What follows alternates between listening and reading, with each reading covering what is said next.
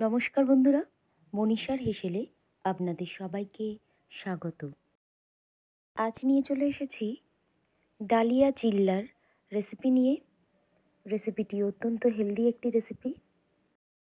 এই রেসিপিটি আপনারা যে কোনো নিরামিষ দিনে টিফিন রেসিপি হিসাবে সকালের জলখাবার বা ডিনারের জন্য খুব সহজেই বানিয়ে নিতে পারবেন।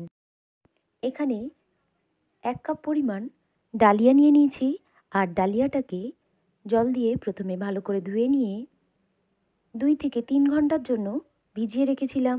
ডালিয়াটা সম্পূর্ণভাবে ভিজে গেলে একটি মিক্সিং জারে দিয়ে সামান্য লবণ আর 1 কাপ পরিমাণ জল দিয়ে একটি মিহি ব্যাটার বানিয়ে নিয়েছি এখানে।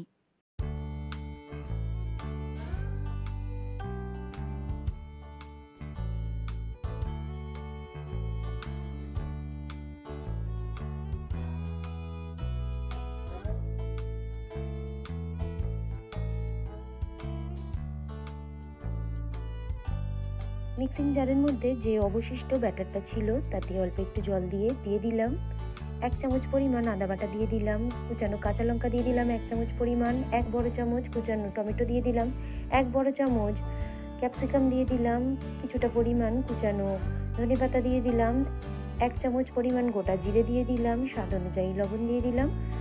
একটি চামচের সাহায্যে সমস্ত উপকরণকে ভালো করে মিশিয়ে নিলাম।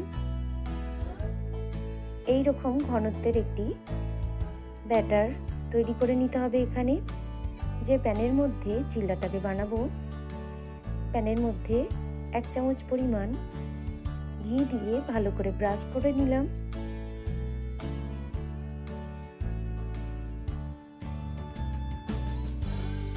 এরপর ব্যাটারটাকে প্যানের মধ্যে দিয়ে এইভাবে চিল্লাগুলোকে একে একে তৈরি করে নিয়েছি। এখানে চিল্লাটা অল্প একটু তৈরি হয়ে আসলে উপর থেকে ঘি ব্রাশ করে দিলাম। আজকের এই রেসিপিটি আপনাদের যদি ভালো লেগে থাকে বন্ধুরা, তাহলে আমার এই ছোট চ্যানেলকে অবশ্যই একটি লাইক করবেন, কমেন্ট করবেন, শেয়ার করবেন। আর চ্যানেলে নতুন কোনো বন্ধু হয়ে থাকলে চ্যানেলটিকে সাবস্ক্রাইব করে পাশে থাকবেন। এই ধরনের রেসিপি সবার প্রথম দেখার জন্য পাশে থাকা বেল আইকনটিতে প্রেস করে রাখবেন। তৈরি হয়ে গেল ডালিয়া চিল্লা, গরম গরম পরিবেশনের জন্য একেবারে প্রস্তুত।